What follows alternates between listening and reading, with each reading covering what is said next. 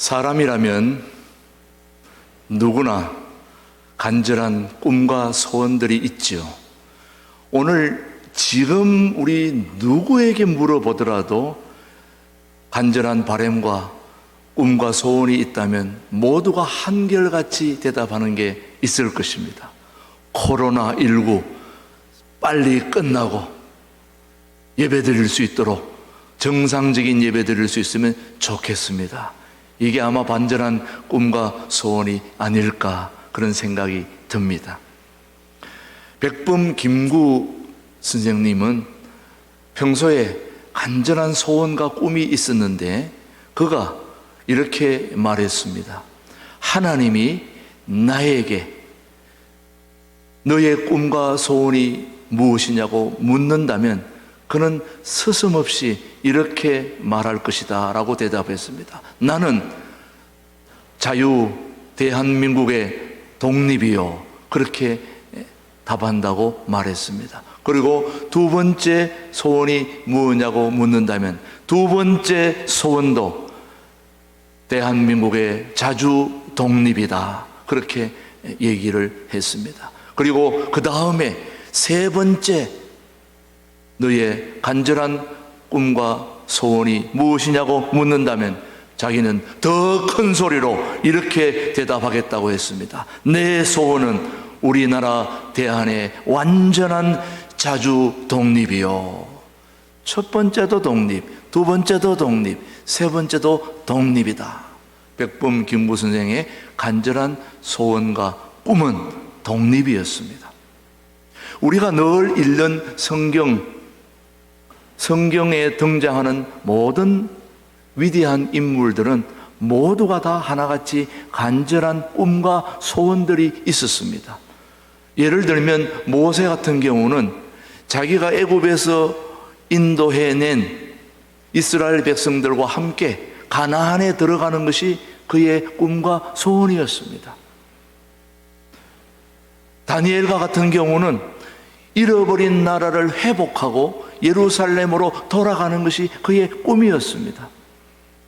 오늘 본문에 등장하는 사도 바울에게도 간절한 소원과 꿈이 있었습니다. 그에게는 정말 꼭 가고 싶은 곳이 있었습니다. 꿈에도 생시에도 그곳에 꼭 가고 싶고 꼭 하고 싶은 일이 있었는데 그곳이 바로 어디냐? 로마에 가는 것이었습니다. 바울의 간절한 꿈은 첫 번째도 두 번째도 세 번째도 로마에 가는 것이었습니다. 로마에 가서 복음을 전가하는 것이 사도 바울의 간절한 꿈과 소망이었습니다. 모세는 자기의 꿈이 이루어지지 않았지만은 바울은 꿈이 이루어져서 로마로 가게 되었습니다. 바울은 지금까지 로마에 오기 위하여 수많은 고통과 어려움들이 있었음에도 불구하고 그는 로마로 오게 되었습니다. 오늘 본문 말씀 사도 바울의 간절한 꿈과 소원을 통하여서 오늘 저와 여러분들의 꿈과 소원이 무엇인지를 돌아보고 또 이 오늘 본문을 통하여서 바울이 왜 로마에 왔는지, 어떻게 왔는지, 왜 왔는지를 우리가 한번 살피면서 오늘 우리가 함께 은혜를 나누고자 하고 또 우리 자신을 돌아보려고 하는 것입니다. 바울이 왜 로마에 왔을까? 어떻게 왔을까? 첫 번째 우리가 꼭 알아야 할 진실, 첫 번째는 하나님이 바울을 로마에 보내셨습니다. 누가 보내셨다고요? 하나님이 바울을 로마에 보내셨다.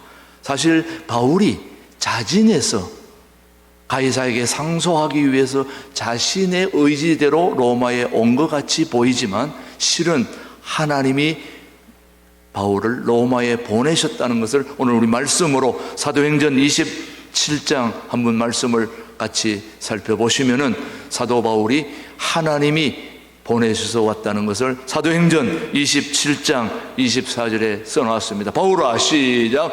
바울아, 두려워하지 말라. 네가 가이사 앞에 서야 하겠고 또 하나님께서 너와 함께 항해하는 자를 다 내게 주셨다 하였으니, 이 말씀은 곧 하나님께서 바울을 로마로 보내셨다는 말씀. 가이사 앞에 서야 되겠다. 로마의 황제 가이사 앞에 내가 서야 하겠다라고 말씀하신 것을 보면, 바울을 누가 로마로 보내셨습니까? 하나님이 보낸 겁니다. 하나님이 바울을 로마로 보냈습니다. 다만 바울이 조금이라도 공로를 내세운다면 하나님의 말씀에 순종한 것뿐이죠. 제가 살던 괌에 대한항공이 오래전에 추락한 적이 있습니다. 많은 인원이 거의 다, 한 10명만 살고 다 죽었죠. 보잉 747이 떨어졌으니까. 그런데 그 비행기가 추락한 것에 대해서 원인을 따질 때 보니까 거의 조종사가 100% 실수한 것 같이 보였는데, 결국 법정에서 가려질 때는 조종사가 처음 비행을 했고 악천 후에 활주로에 내려야 되는데 미리 산에서 착륙하다 보니까 그런 엄청난 사고가 났으니 조종사가 거의 100% 실수했을 것 같이 보이지만은 법정에서 따져보니까 그래도 100%는 아니다. 공항도 조금은 원인이 있다. 비행기가 잘 내리도록 유도를 했어야 되는 거 아니냐. 너희들도 잘못이 있다. 5%는 1%는 잘못이 있다. 100%는 아니다라는 거예요. 하나님이 바울을 로마로 분명히 보내신 것은 확실하지만 그래도 바울에게 조금이라도 공로가 있다면 하나님이 사도 바울을 로마로 보낸 것에 대한 순종을 했기 때문에 이것을 굳이 공로로 돌린다면 돌리게 되는 것이죠. 그런데 이 하나님의 말씀에 사도 바울이 순종했다는 것은 이게 엄청난 일입니다. 왜 그러냐? 바울이 로마에 왜 갔느냐? 복음을 전가하러 죽으러 갔기 때문입니다. 죽는 것을 순종한 거예요. 복음을 전가하러 죽으러 로마에 간 거예요. 그것을 하나님의 명령에 순종한 사람이 바로 사도 바울입니다. 오늘 여러분, 이 말씀을 통하여 저는 저와 여러분에게 분명히 강조하고 싶은 것은, 저와 여러분이 오늘 이 자리에 있게 된 것은 전적으로 누가 우리를 이곳에 보내셨습니까? 하나님이 보내신 것입니다. 자, 한번 여러분에게 물어볼게요. 여러분이 지금 그 자리에 있는 거 누가 보내신 것입니까? 예, 하나님이 보내신 것입니다. 내가 여기까지 왔죠. 제가 계획해서 왔죠. 제가 준비하고 이렇게 저렇게 해서 여기까지 왔죠. 그렇게 말할 수 있겠지만 저와 여러분을 이 자리로 오게 한 것은 하나님인 것입니다. 하나님이 우리를 여기까지 오게 해 주신 것입니다. 내가 해외에 있든 국내에 있든 어디에 있든 내가 있는 그 자리에 내가 있는 것은 내가 있는 것이 아니라 하나님이 그 자리로 우리를 보내주신 것입니다. 사실 저와 여러분이 이 땅에 온 것은 여러분의 의지가 아니죠. 내가 오고 싶어 이 땅에 온 거 아니잖아요. 누가 보내신 겁니까? 하나님이 보내신 거예요. 하나님이 여러분을 이 땅에 보내신 것입니다. 내가 오고 싶어 온 게 아닙니다. 가끔 부모하고 자식이 싸울 때 자식이 그런 말 하잖아요. 누가 나를 낳으라고 그랬냐고, 나를 왜 이렇게 힘들게 하느냐고 그렇게 얘기하는 걸 보면, 사실 우리가 이 땅에 온 것은 힘들 때에 하나님 왜 나를 이곳에 보내셨습니까? 얘기합니다만은 그거는 어려울 때 얘기하는 거고, 좋을 때는 하나님 감사합니다. 나를 여기까지 보내주신 거 고맙습니다. 이것을 인정할 수 있어야 여러분이 감사함으로 오늘의 이 자리를 극복하고 이길 수 있는 것입니다. 여러분, 오늘 저와 여러분을 이곳으로 보내신 분은 누구실까요? 하나님인 것입니다. 자, 한번 물어볼게요. 코로나19 이 땅에 보내신 분은 누굴까요? 코로나19 때문에 다들 힘들어하고 있는데 코로나19를 지금 우리에게 보내주신 분은 누구일까요? 저도 한번 가서 물어보고 싶어요. 예수님한테 꼭 물어보고 싶어요. 누가 코로나를 이곳으로 보내주시는지. 그러나 저는 오늘 말씀에 빗대어 보면 말씀을 묵상하는 가운데 이 코로나는 하나님이 보내셨다. 저는 제가 그렇게 고백하고 있습니다. 왜? 하나님이 코로나를 우리에게 보내주셔서 정신 차리게 하고 오늘 우리를 돌아보게 하고 이것보다 더 큰 전염병을 보낸다면 어찌할 겁니까? 죽기 전에 너희 자신을 점검하고 바로 서고 고칠 거 고치고 회개할 거 회개하고 바로 설 때쯤 되면 아마 코로나를 거두어 가시지 않을까? 저는 그렇게 생각합니다. 코로나 하나님이 보내셨다고 생각하지 꼭 내 하나님이 보냈다고 제가 증거는 보낼 수 없습니다만 저는 그렇게 생각합니다. 우리 성도들이 이 땅에서 다시 한번 제대로 일어설 수 있도록 하기 위해서 하나님이 정신 차리기 위해서 보내주지 않았을까? 적어도 우리가 그런 고백을 통해서 하나님이 오늘 우리와 함께 하신다. 좋은 것도 함께, 어려운 것도 함께. 코로나를 이 땅에 보내주신 분은 하나님이시니 이 코로나를 거두어 가게 하시는 분도 살아계신 하나님이시오니 우리는 하나님을 붙들고 믿음으로 승리해야 될 줄로 믿습니다. 여러분의 삶의 자리가 어떠하든지 여러분을 그 자리로 보낸 것은 바로 바울을 로마로 보내신 분이 하나님이시듯이 하나님이 여러분을 그 자리로 보내주신 것입니다. 또 하나 우리가 살펴야 될 것은 하나님이 바울이 왜 로마에 갔을까? 왜 로마로 하나님께서 바울을 보내셨을까? 그 신분이 무엇으로 보내셨을까? 두 번째 진실은 사도 바울을 죄인으로 보내셨다는 것입니다. 뭘로 보냈다고요? 죄인으로. 사도 바울을 죄인으로 보내주셨는데 오늘 본문 18장 19절 한번 보시면은 사도행전 28장 19절에 보면은 한번 읽어보십시오. 유대인들이 시작. 유대인들이 반대하기로 내가 마지 못하여 가이사에게 상소함이요 내 민족을 고발하려는 것이 아니니라 라는 말을 했습니다. 이 말들은 곧 바울이 로마에 온 것은 무슨 신분으로 왔다는 걸 증명하고 있습니까? 죄인의 신분으로 상소하기 위해서. 상소는 죄인이 하는 것입니다. 그렇지 않다 하는 걸 얘기하는 것인데 상소하기 위해서 지금 가이사 앞에 서야 된다는 걸 말하고 있는 것입니다. 하나님께서 바울을 로마로 보내실 때에 하나님은 바울을 높은 신분의 사람으로 보내지 않으시고 왜 죄인의 신분으로 보내셨을까요? 바울을 죄인의 신분으로 로마로 보내신 것은 아주 중요한 하나님의 뜻이 그 안에 담겨 있습니다. 정말 그 뜻이 무슨 뜻인지 한번 오늘 본문을 다시 한번 27장 24절 한번 보십시오. 바울아 시작. 바울아 두려워하지 말라. 네가 누구 앞에? 가이사 앞에 서야겠고 또 하나님께서 너와 함께 항의하는 자를 다 내게 주셨다 하였으니. 왜 죄인의 신분으로 하나님이 바울을 보내셨을까? 죄인이 아니고서는 그 당시 로마 황제 가이사는 세계 최고의 신분입니다. 만날 수가 없습니다. 그 황제를 만나기 위해서는 부득불 죄인의 신분으로 가야 만날 수 있는 것입니다. 그래서 하나님은 바울을 로마로 보낼 때 무슨 신분으로 보냈을까요? 죄인의 신분으로 보내셨은 것입니다. 가이사 앞에 서야 하느냐. 여러분 이제 바울은 로마의 황제인 가이사 앞에 서서 하나님과 예수 그리스도에 관하여 설명하게 될 것입니다. 네가 믿는 하나님과 예수 그리스도가 누구인가를 내게 설명하라고 지금 가이사가 얘기하고 있는 것입니다. 얼마나 기가 막힌 기회입니까? 로마 황제를 만날 수 있는 기회가 흔치 않습니다. 죄인의 신분으로 황제를 만나서 복음을 전하는 게 얼마나 힘든데 예수 그리스도와 하나님에 관하여 황제 앞에서 설명할 수 있는 기회. 바울은 과거에도 여러 총독들 앞에서 예수 그리스도에 관해서 증거한 것 같이 바울은 이제 가이사 황제 앞에서 복음을 전하게 될 중요한 기회를 잡은 것입니다. 이 기회를 누가 주신 겁니까? 하나님이 주신 것입니다. 바울은 복음을 위하여 죄인의 신분으로 로마에 가게 된 것입니다.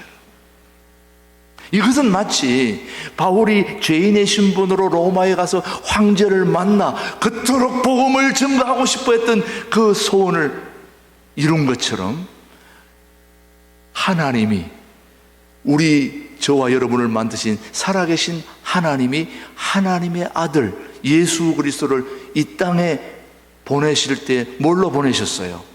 죄인으로 보내셨어요. 이 땅에 오실 때에 하늘의 높은 보좌를 버리시고 죄인의 모습으로, 낮고 천한 죄인의 모습으로 이 땅에 오셔서 우리에게 복음을 증거하시며 우리를 죄에서 구원하시기 위하여 오셨다는 그 의미와 너무 같지 않습니까, 여러분?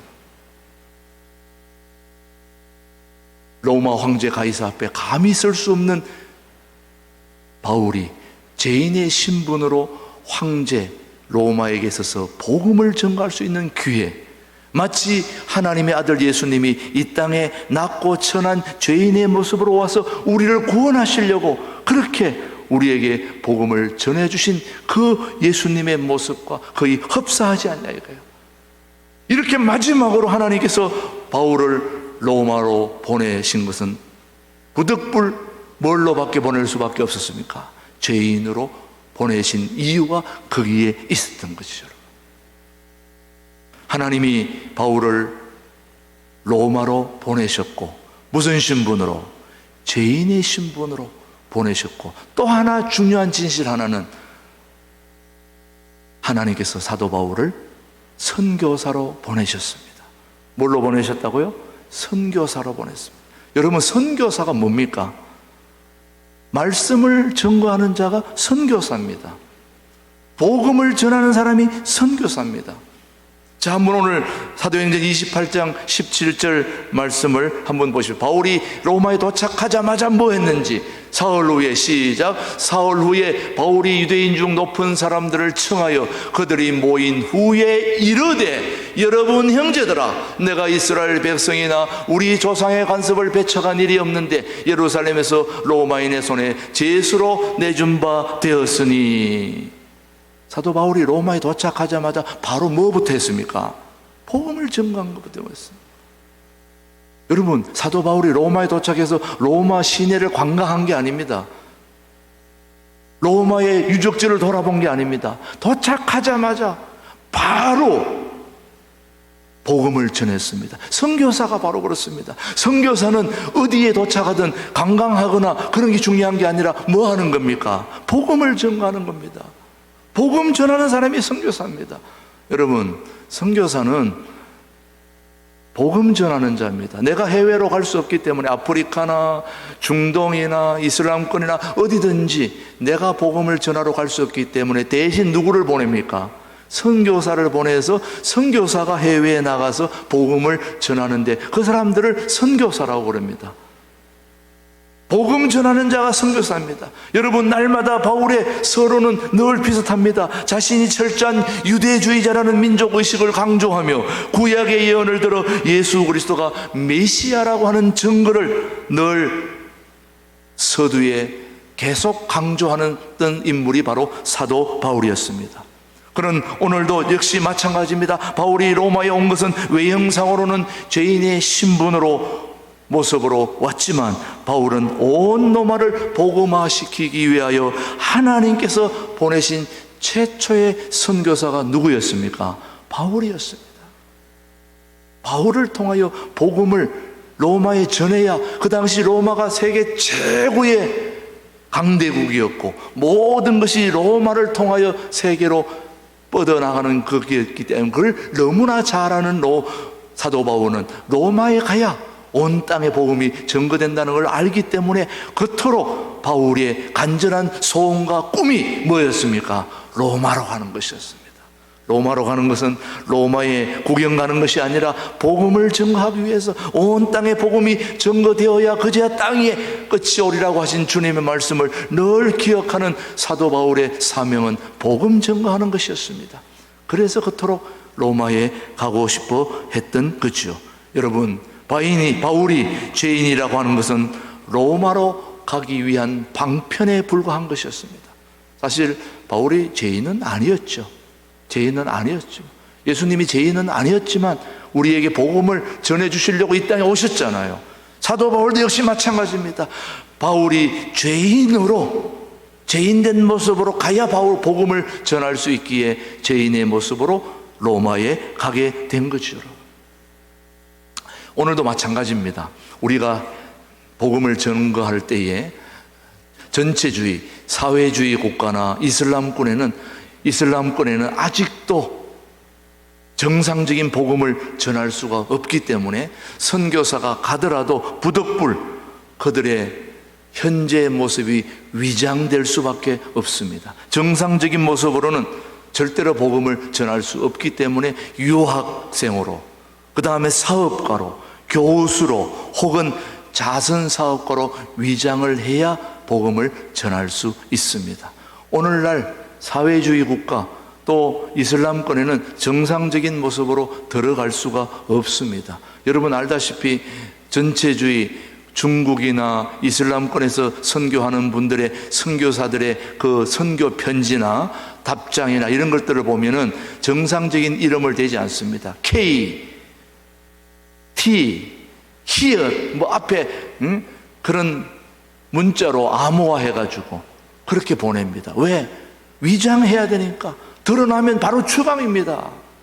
있을 수가 없어요. 복음을 전할 수가 없고 바로 추방하기 때문에. 왜냐? 공산주의 국가나 이슬람권에는 선교를 금하는 그런 나라들이기 때문에 정상적으로 복음을 전할 수가 없기 때문에 자선사업가나 사업가나 그리고 교수나 이런 위장된 모습으로 들어가야 됩니다. 저도 한번 중장본에 중국에 갈 때 저도 최전무로 그렇게 불렀습니다. 최전무, 최사장, 최과장 이렇게 얘기해야 됩니다. 최 목사 하면 안 되는 거예요. 위장할 수밖에 없습니다. 그렇게 해야 복음을 전가할 수밖에 없는 거죠. 바울이 로마에 온 것은 죄인으로서가 아닙니다. 하나님께서 복음의 밀사로 보내신 선교사입니다. 선교사. 인류 역사에 있어서 최초의 선교사가 누구일까요? 우리가 바울이 지금 해외 선교 최초 선교사라고 말하는데 바울이 해외 선교의 최초 선교사라면 이 땅의 최초의 선교사는 누구일까요? 바로 예수님인 것입니다. 이 땅의 가장 첫 번째 선교사를 꼽으라고 그런다면 바로 그분은 다른 사람도 아니고 예수님입니다. 예수님이 이 땅에 최초의 선교사로 오셔서 우리에게 복음을 전해주셨기 때문에 그 복음 때문에 오늘 저와 여러분이 이 자리에 있는 거 아니겠습니까, 여러분? 저도 해외에 있는 동안 선교사로 있다 왔습니다. 괌의 선교사로, 경기도의 선교사로 오랫동안 선교하다가 온 거예요. 이 땅에 최초의 선교사를 꼽으라면 당연코 그분은 예수님이십니다. 그런데 예수님이 여러분 위장해서 왔다는 거 여러분 알고 계신가요? 예수님이 정상적인 걸로 온 게 아니에요. 목수의 아들로 왔잖아요. 예수님이 목수의 아들 아닙니까, 여러분? 예수님이 목수의 아들입니까? 원래는 하나님의 아들 아닙니까? 하나님의 아들인데 이 땅에 누구로 왔습니까? 목수의 아들로. 나사렛 사람이 아니에요. 나사렛에서 태어나가지고 베들레헴에서 태어나서 나사렛에서 성장했지만 나사렛 사람이 아니에요. 예수님은 어디 사람입니까?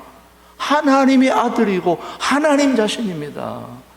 그러니까 이 땅에 위장하러 오셨다니까. 목수로 위장 오시고 나사렛 사람으로 위장 오시고 위장 해와가지고 우리에게 복음을 전해주신 분이 바로 예수님이신 것입니다. 예수님은 요셉의 아들로 나사렛 사람으로 철저히 위장되어 이 땅에 오셔서 우리에게 복음을 전해주셨기 때문에 또 죄인의 모습으로, 사실 예수님은 죄인이 아니시잖아요. 그런데 죄인의 모습으로 십자가에 돌아가셨기 때문에 그 십자가에 돌아가시는 죄인의 모습은 우리를 구원하시기 위한 주님의 방편인 것입니다. 구원의 방편인 것입니다. 오늘 이 본문의 말씀이 우리에게 주는 교훈은 저도 여러분도 다 직업이 있을 거 아닙니까? 장사하시는 분, 공무원, 교수, 이런저런 다 사업이 있을 터인데 여러분이 장사꾼이 아닙니다. 공무원이 아닙니다. 교수가 아닙니다. 우리 모두는 하나님이 이 땅에 보내진 선교사입니다. 우리의 진정한 직업은 선교사라니까요. 선교사예요.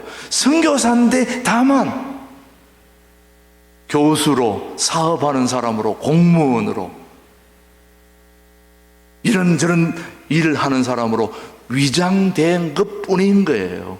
위장되어서 이런 일 저런 일을 하지만 여러분 이런저런 일들을 통해서 결국 살아계신 하나님을 증거하고 알리고 소식을 전하는, 굿뉴스를 전하는 복음 증거자의 사명자, 바로 선교사가 저와 여러분인 것입니다. 사실 오늘 말씀으로 따진다면 바로 그런 것이, 한번 정말 그런 거지. 사도행전 1장 8절 한번 보십시오, 여러분. 오직 성령이, 시작. 오직 성령이 너희에게 임하시면 너희가 권능을 받고 예루살렘과 온 유대와 사마리아와 땅끝까지 이르러 내 증인이 되리라. 야, 정말 저는 오늘 이 말씀을 준비하면서 너무 은혜가 되는 것은 우리의 진정한 직업은 선교사입니다. 눈으로 보기에는 교수로, 사업가로, 공무원으로, 또는 정권에 투자하든지 뭘 하든지 여러분의 어떤 직업이든지 중요하지 않습니다. 그 직업을 통하여서, 오늘 내게 눈에 보이는 그 모든 직업을 통해서 중요한 것은 살아계신 하나님의 말씀이, 하나님이 누구신지, 우리 인생의 주인이 누구신지, 하나님이 누구신지, 예수님이 누구신지, 성령님이 누구신지를 통하여, 내 사업을 통하여, 내 직업을 통하여 다른 사람들에게 증거되는 그 축복의 통로가 바로 저와 여러분인 것입니다. 그러므로 저와 여러분은 진정한 선교사인 것입니다. 바울이 로마에 간 것은 누가 보냈습니까? 하나님이 보내신 것입니다. 죄인의 신분으로 보내신 이유는 죄인의 신분으로 가야 복음이 증거되기 때문에, 그리고 바울은 선교사로 간 겁니다. 죄인으로 상소하기 같지만은 결국은 바울을 통하여서 복음이 증거되는 놀라운 역사가 이루어졌기 때문인 것이죠. 부산에 사는 어느 권사님의 남편은 60세가 넘어서 교회를 나오기 시작을 했습니다. 60세가 넘어서 교회에 나온 이유는 그 권사님의 남편이 이런 고백을 했습니다. 내가 평생 사는 동안 내 아내가 나한테 너무 잘해주었기 때문에, 잘해준 정도가 아니라 최고의 남편의 대우를 해줬는데, 너무너무 아내가 나에게 잘해줬기 때문에 내가 어떻게 하든지 아내의 소원과 꿈이 있다면 들어주고 싶다, 그렇게 생각을 했습니다. 너무너무 아내가 나한테 잘해줬기 때문에. 그래서 남편의 소원과 꿈은 자기 아내가 원하는 소원과 꿈을 들어주는 겁니다. 그런데 그 아내의 소원과 꿈이 뭐냐?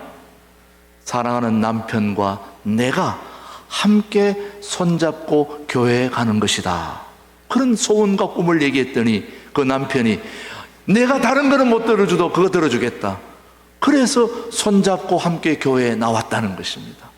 자기 아내의 소원과 꿈이 나와 함께 손잡고 교회 가는 것이라고 얘기하니까 결국 그 아내의 직업은 뭡니까? 선교사였습니다. 남편을 교회로 데려오는 선교사의 역할, 그 역할을 제대로 해낸 것이죠, 여러분.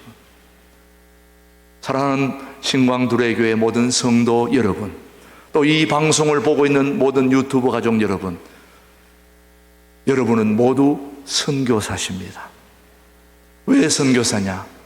살아계신 하나님이 내 인생의 주인이라는 것을 우리는 전해야 하기 때문에, 알려야 하기 때문에, 알려주어야 하기 때문에 그 역할을 맡은 선교사의 사명을 잘 감당하는 그런 복된 인생이 되기를 주님의 이름으로 축복합니다. 기도하겠습니다. 하나님 아버지, 하나님의 뜻이 우리 인생을 이끌어 가시는 것이 가장 좋은 방법이 아닐까 합니다. 그러하기에 오늘도 기도하실 때 하나님의 정하신 뜻으로 우리 인생을 이끌어 주시고, 사도 바울을 로마로 보낸 것은 하나님이시고, 죄인의 신분으로 보내신 것은 죄인의 신분으로 가야 로마 황제를 만나서 복음을 전하기 때문이요, 또 그를 선교사로 정한 것은 선교사로서 아버지 하나님 황제, 로마 황제를 복음을 전해서 로마로부터 시작된 복음이 온 땅 끝까지 이르를 수 있도록 하나님이 하시는 뜻을 이루는 선교사의 사명을 잘 감당했듯이, 오늘 우리 모두도 선교사임을 기억하게 도와주시고, 살아계신 하나님이 나를 구원해 주신 이 놀라운 사실을 우리 주변의 모든 사람들에게 흘러보내는 축복의 통로, 선교사라는 것을 반드시 기억하고 살아갈 수 있도록 늘 함께해 주시옵기를 예수님의 이름으로 기도드리옵나이다. 아멘.